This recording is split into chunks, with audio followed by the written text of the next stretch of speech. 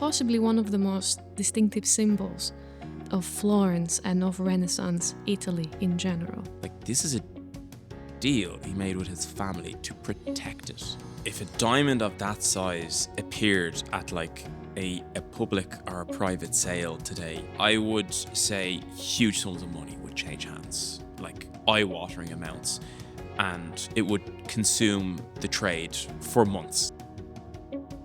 For the last 100 years, one of the greatest diamonds in history has been missing. A 137 carat citron yellow diamond that once glittered the courts of the Medici and the Habsburg emperors, just vanished without a trace in 1919.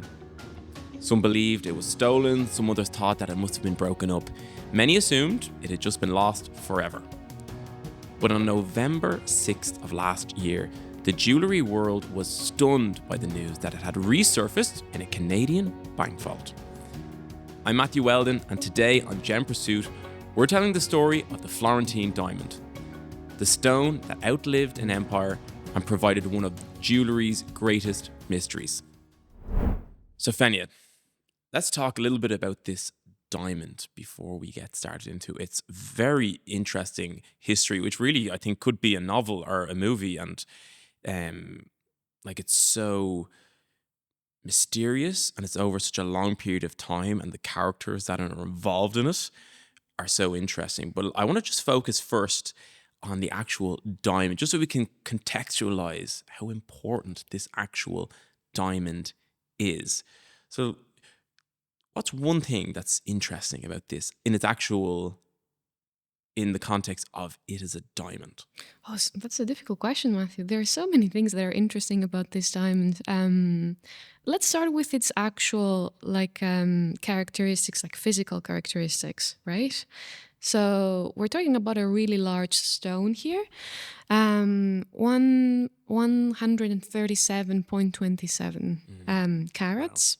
Wow. A very large stone, a very unusual cut as well, a double rose cut, which is quite rare. Have you ever seen a diamond before that has this shape? I have handled a few double rose cuts. They are rare. We talked about rose cuts in the last episode, but the double rose cut is actually...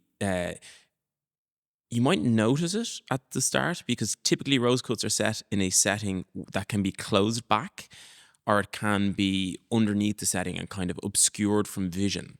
So if you imagine you've got your rose cut that sits above the gallery or the setting that it's in, and then underneath that, that's where your double rose cut would typically be. And all it means, what it means is that the rose cut at the top is mirrored at the bottom.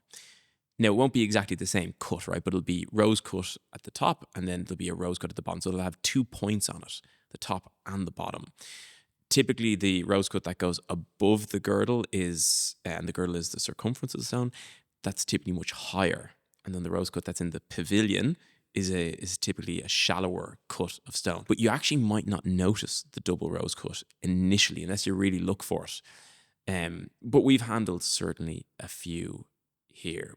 None of this magnitude, I must say. As you said, 137.27.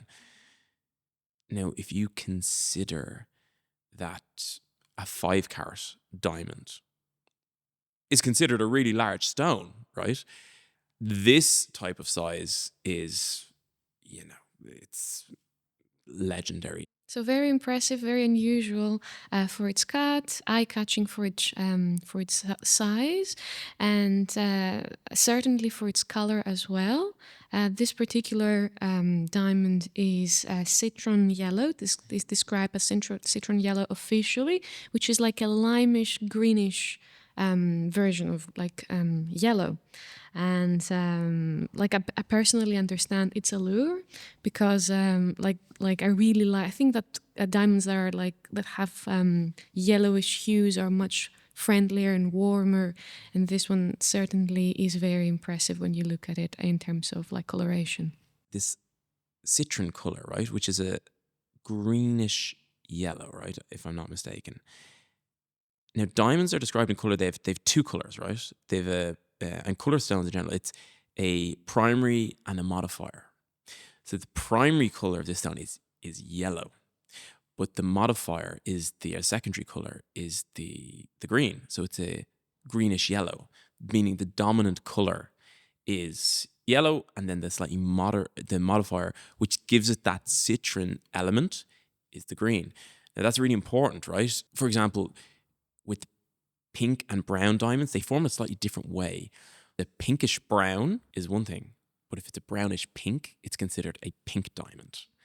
So there's a totally different value set. Sometimes I think when people come into the boutique here, and we'll say, this is a yellowish orange or an orange yellow, they might just think we're kind of and it's a good tip for people. They might just think we're abstractly describing the color as we see it, but it actually is the proper terminology. Mm-hmm. I was like looking at you, I was like, is it etymology? Is it proper terminology, right? Is you say modifier and then your dominant color. And you can also have, there's also even further elements to that where you can say like very slight greenish yellow, very strong greenish yellow, and then it would flip over to being very slight yellowish green. So the terminology is a bit wordy, but that is how it works. You talk about the modifier and the main color, and then you also talk about the strength of the modifier color. Very slight, very strong, medium, etc. So this is why this one is so interesting. They've called it this citron color, and if you're 137 carats, you get your own word for color. But I'd love to see this, and I think they're going to put it on display, and it might be worth a trip one day. Origin of the stone, though, and we talked about it before, I believe this is Golconda. Yes, so this particular one comes from India. Back in the day, we haven't discovered the deposits in Brazil or in Africa, so most of the stones came from far India. We suspect that this one comes from the Golconda mines, and from the Golconda region, which is like famous for producing diamonds of the highest of qualities. We're not really sure when exactly this one was discovered. We know that, as we've mentioned in a previous episode, we know that diamonds in India were retrieved and discovered ever since the 600 BCE or something like that. So it could be its discovery could be placed anywhere during that period. But we would know for sure that one of the first people who are documented to own this diamond is Charles the Bold, Duke of Burgundy. And Charles the Bold lived during the 15th century. We're not really sure when the diamond was discovered, but it was definitely fashioned and appreciated for its beauty during the late Middle Ages, basically. And would I be correct, Fenia, in saying that this is Charles, he's the father of Mary of Burgundy, who up until recently and up until Marian Faisal's book, she was believed to have got the first diamond engagement ring. That's correct. Very well spotted, Matthew. Full circle here, yeah. So Mary of Burgundy is like a milestone in the history of diamond engagement rings, because for many years we believed that her diamond engagement ring was possibly the earliest documented example of a diamond offered as an engagement ring. Marian Faisal very recently published a book, and she proved with archival material that there was actually another instance 2 years before Mary's marriage where a diamond engagement ring was given. Mary of Burgundy married and received that diamond, and Charles the Bold was her father. And he was a gem lover himself. He appreciated art. He was very famous for his bravery, hence the nickname. Many people in the Duchy of Burgundy had various nicknames after the first name. Charles was Charles the Bold. And he is documented to own this particular diamond. And according to the legend, he often took it with him to battle. Now, to give you a clearer idea of what is going on during that time period, Matthew, like the Duchy of Burgundy was one of the most like powerful like regions, entities, political entities in medieval Europe at the time. We're talking about an area that covered the eastern part of France and the Low Countries, so Luxembourg and the Netherlands and Belgium. Charles was, at that time, the time we're talking about, Charles was in a very precarious position. Many people wanted to acquire his lands, and therefore he had to go to war.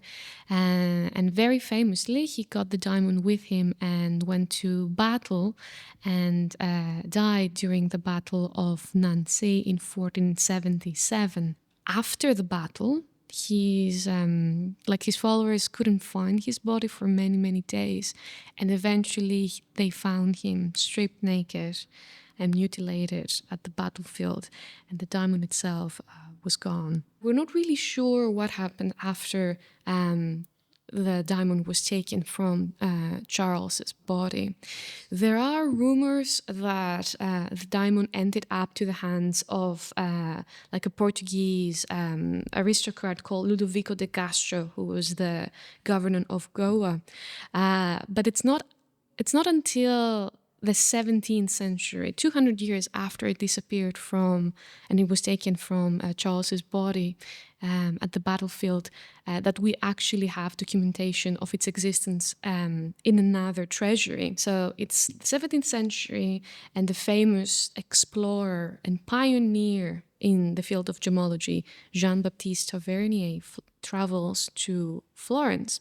This particular guy was like one of the most famous gem merchants during that time in the 17th century. His patron was the famous Sun King of France. Yeah. He traveled to India. He witnessed a lot of he saw himself very beautiful stones at the mines at the region of Golconda. He took with him a lot of stones back to Europe and sold them at the highest profit. So he was a well-traveled man. And this guy travels to Florence to visit the Medicis, who were like dukes of Florence and Tuscany, bankers initially. Eventually they had a lot of political influence in the region, patrons of the arts. You might have heard them because they have a Netflix documentary. There is a Netflix. Oh, sorry, not a documentary. Series. There's a Netflix series, yeah. They were like patrons of Leonardo da Vinci and Michelangelo and Galileo Galilei. They're really important people. Very important. Yeah. So Jean-Baptiste goes to Florence and visits them, and he visits their treasury and he sees the diamond there. And like a very experienced man in the field of gemology and gemstones, he initially recognizes the value of the diamond. He's so impressed that he sketches the diamond in his sketchbook. For those who are interested and want to do more research, he wrote a book called The Six Voyages of Jean-Baptiste Tavernier, and you can find many sketches of famous diamonds there. He draws the diamond in great detail, and we know from that document that at that moment in history it had its beautiful and unique double rose cut. Now, we believe that this particular stone was probably cut around that time with the Medicis, and that they took it to a Venetian gemstone polisher cutters. So that would actually lend weight or credibility to the earlier point that this Swiss soldier might have found it if it was uncut. So if it was cut in Florence, right, or maybe they could have brought it to Venice, right? Venice, let's not forget, was a big diamond polishing hub at the time. Yes, it was. Like if the soldier, let's say, picked up a polished double rose cut, you're going to know it's something special. But if it's an unpolished rough gem, you'd be like, oh, it could be a piece of glass. Yeah. Yeah. Excellent. Okay, that's interesting. Yeah, but anyway, sorry to interrupt you there, Fenia. You're in flying it there. Yeah. So, excellent point, yeah. So probably that's why he mistook it for a piece of glass. But anyway, the diamond is cut by Venetian specialists back in the day, and like we've mentioned, we've talked about like famous cutting centers during the Renaissance in our previous episode on diamond cuts. So if you want more information, you can always go there and check more about it. The diamond stays with the Medicis for a very long time, for many, many years. That's why it actually ends up acquiring the name, the Florentine diamond, sometimes called the Tuscan diamond as well, because Florence, as people know, is the capital of Tuscany. It stays with them for many years up until the dynasty dies, because they don't have like a male heir to continue their line, and ends up possibly one of the most like distinctive symbols of Florence and of Renaissance Italy in general. If I can just ask for a moment of your time, I'd like to briefly say that if you've been enjoying our Diamond series and would like to support the podcast, the best way is to leave a review on Apple Podcasts or rate us on Spotify. It makes it easier for new listeners to find us and helps to grow the show. Thank you very much. And now back to the Florentine diamond. So the next owners of the Florentine diamond, the next documented owners of this particular stone, is the dynasty of the Habsburg and Lorraine. When the last of the Medicis dies, the Duchy of Tuscany is transferred to this particular house, Habsburg and Lorraine. And these guys start these political entities known as the Austrian Empire. The diamond becomes a part of the crown jewels for this empire. So that's fascinating, actually, because originally we've seen that it moved from the Duchy of Burgundy, a very strong political entity, to the Medicis and like Renaissance Tuscany, super impressive. And now we see it being a part of the crown jewels of like a proper empire, the Austrian Empire. The first Austrian emperor, Francis Stephen, marries Maria Theresa, and they have this stone in their treasury. If the name of those two people is familiar to any of you guys or to you, Matthew, that's not accidental, because these two people were actually the parents of Marie Antoinette. So Marie Antoinette actually probably witnessed the diamond being part of like their parents' treasury. During that time, the diamond is set in an aigrette. If you search about the Florentine diamond online, you will most likely find like a picture of this diamond in this particular aigrette. An aigrette, though, is like a headpiece. It's a headpiece, yeah. And before that, we believe that it was also like mounted on a headpiece. I have seen pictures of it, like replicas of how we believed it was possibly like set on a head pin. It was probably set on a head pin in the shape of a serpent encircling the diamond. And then when it was transferred to the Habsburg and Lorraine clan, they reset it on this particular aigrette. So it stays with these people for many, many years, for centuries, up until the end of the First World War. Wow, they safeguarded it for a long time. Yeah, they did indeed. And for longer, as we will see later on, secretly, but yes, they did. So we are at the end of the First World War. The Austrian Empire is now known as the Austro-Hungarian Empire, Austro-Hungary. And times are difficult in Europe, especially for royal dynasties. So what's going on, Matthew, during that time? The First World War has just ended, and the Austro-Hungarians made a wrong choice, basically. When they sided with the wrong side during the war. They were fighting against the British and the French, etc. They were with the Germans. And when the war is over, they find themselves in a very difficult situation. Their country is depleted financially. The people are tired. There is a lot going on around the world as well. Mind you, this is 1918. And the Russian Revolution by the Bolsheviks happened just a year before, in 1917. There is a general dissatisfaction with royal dynasties all around Europe. The Romanovs have been hunted down and later on persecuted. So I can't blame the Charles I, who was the emperor back in the day, for feeling uncomfortable and insecure in his position. So yeah, at that time also, the Austro-Hungarian Empire had different nationalities within its borders. It might be called Austria-Hungary, but it had even more than that. They had Slavs, they had Czechs, and everybody at that point in history wanted to form independent national states, and that's what happened.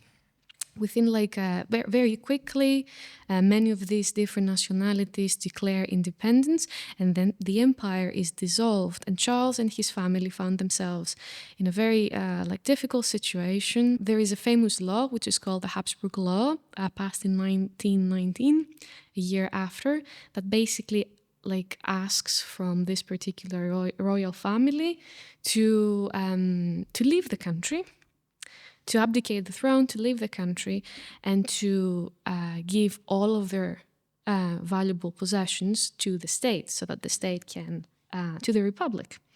And they have to flee the country, and with them they take the Florentine diamond. Now, did they have the right to take it with them?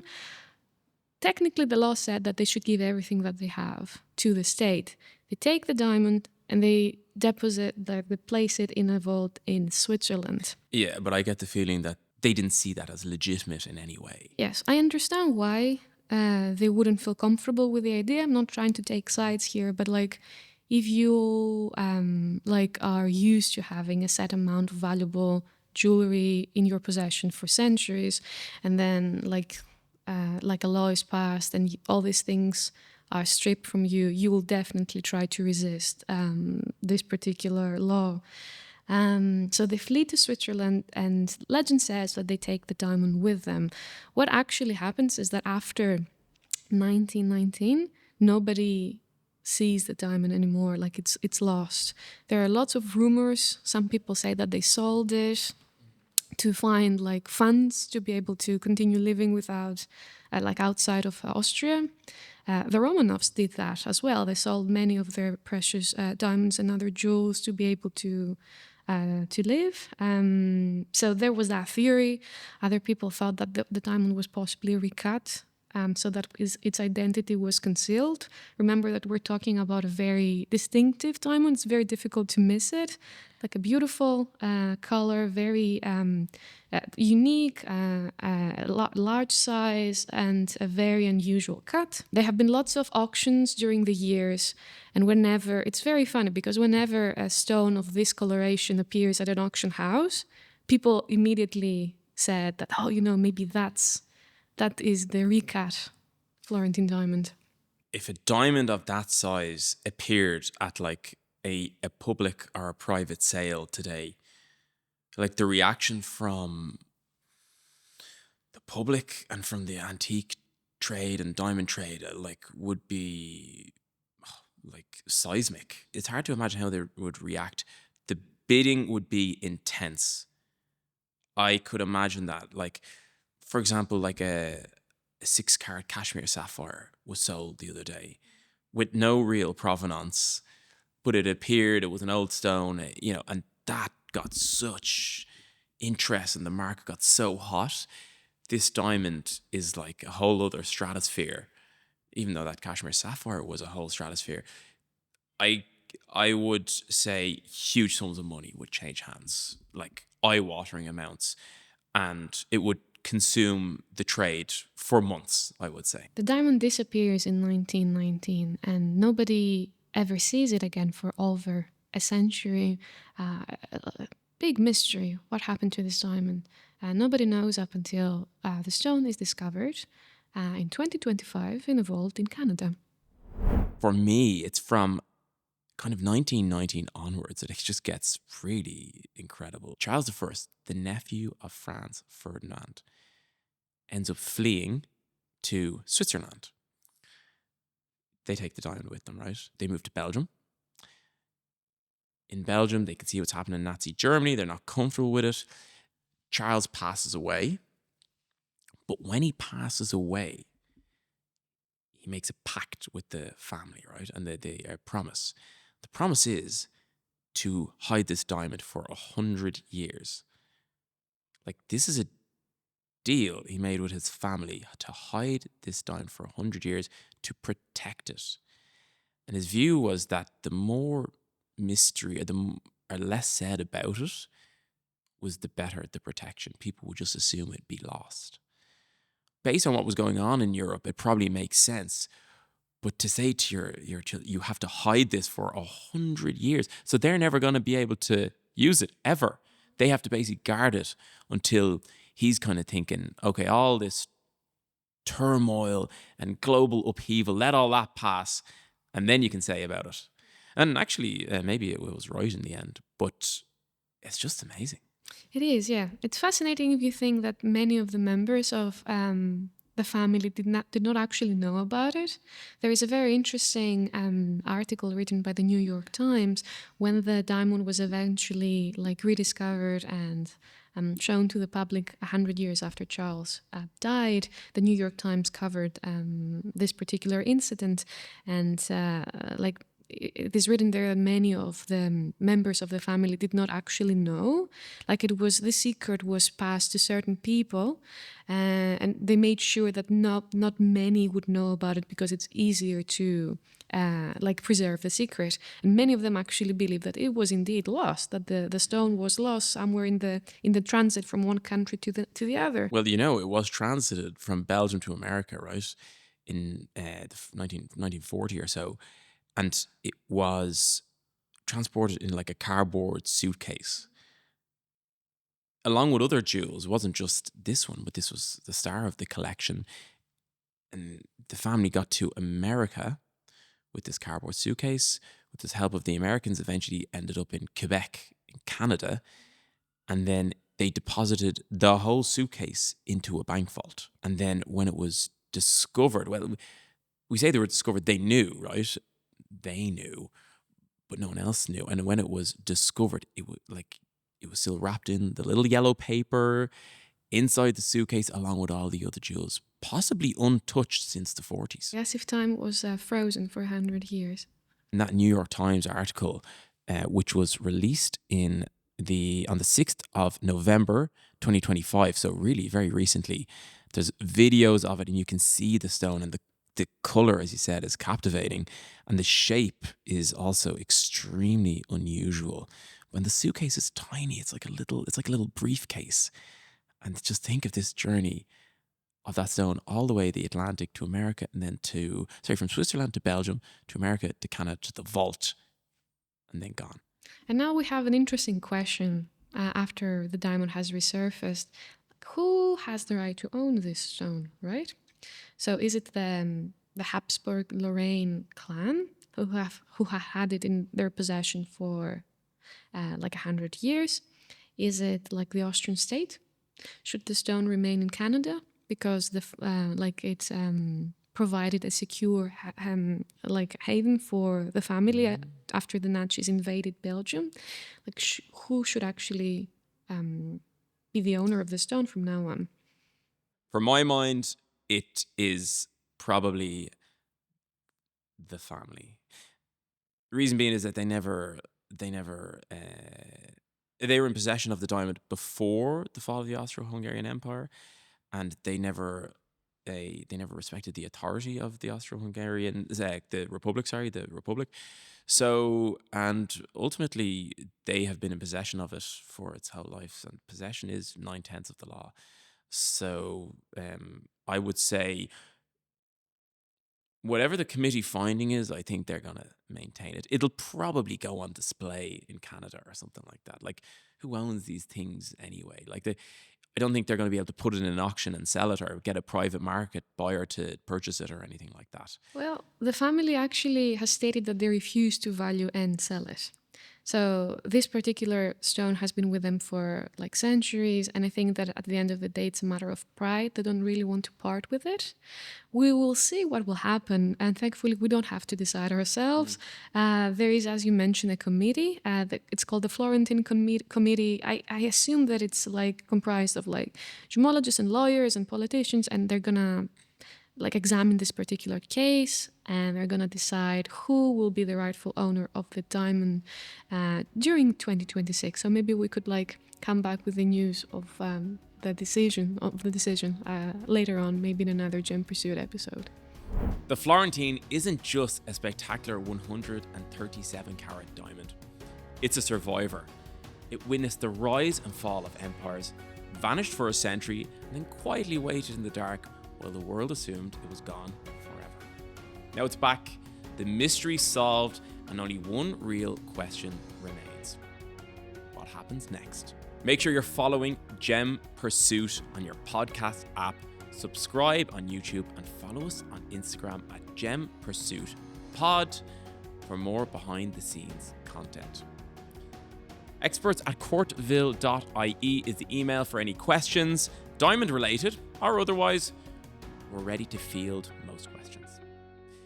Thank you, Fenia, for joining me today, and thanks to Veronique Gauguin for the research on today's episode. Colin Weldon for videography, and Ross Hannon of Tape Deck for producing this episode. From me, Matthew Weldon, thanks for joining us, and until the next time, happy hunting.